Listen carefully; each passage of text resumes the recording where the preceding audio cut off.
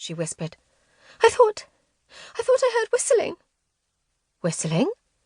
Her mum seized Layah's shoulders. What did she look like? Layah, tell me what you saw. It was a woman. She had these huge yellow eyes and long white hair, stammered Layah, alarmed by the panic in her mum's face. Her mum released her and checked the lock on the back door. Mum, what's wrong? Layah demanded. Was she real?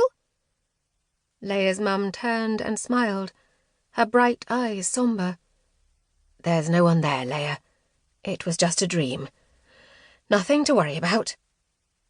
Layah wanted to argue, but her head felt woolly with tiredness. Her mum placed an arm around her shoulders and shushed her upstairs and back into bed. The whistling did not return. As Layah curled up under the covers, she heard only the hushing of the rose bushes and the lone cawing of a bird. Chapter 2. Layah woke to a clattering of spoons and cereal bowls from downstairs. For a moment it felt like she was back in Babcha's house, on the camp bed in the study, surrounded by towers of books.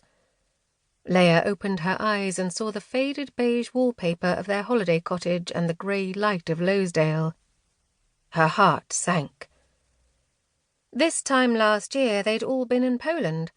Her, Izzie, their mum and dad, on a proper family holiday visiting their grandmother. Babcha made every meal a celebration. For breakfast, they would make pierogi on the kitchen table. Babcha was always in charge, Layah and Izzie filling the doughy parcels with sauerkraut and mushrooms, their mum boiling them and their dad frying them in butter. They ate in their aprons, flour on their cheeks, all laughing at one of Babcha's stories. This was their first summer without her, and already everything was changing. Layah's home in London was suddenly full of closed doors, snappy conversations, and hurried meals. No one seemed to have any time anymore. Layah's family no longer had film nights, weekend outings, or Sunday lunches. And Layah found herself spending more time alone in her bedroom. Her parents were wrapped up in their squabbles, and Izzie had her books.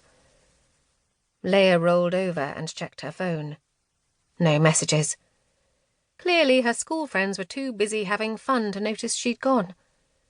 She threw down her phone and opened the box on the bedside table.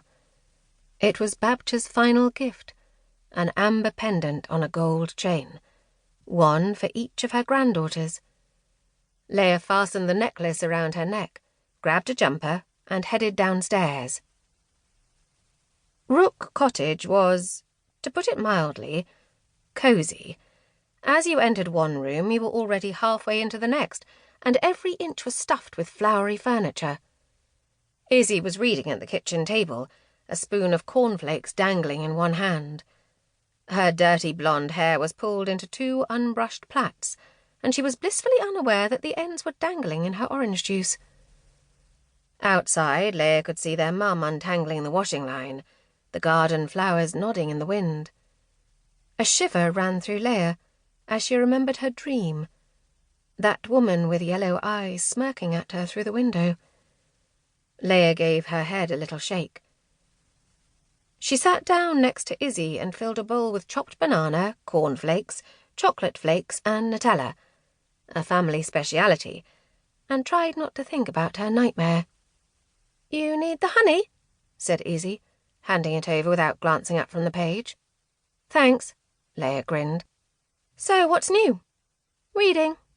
"Not much, then," muttered Layah, prodding her cereal as gloom engulfed her again. This Lake District holiday might have been less boring if Layah's younger sister wasn't a walking bookstand.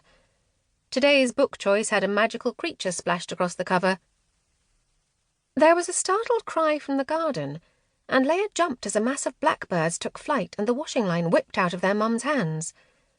Their mum threw a mouthful of bad words at the birds, then stomped indoors. Wren Belford wore a silk scarf to tie up her wild dark hair, and as usual she looked effortlessly radiant.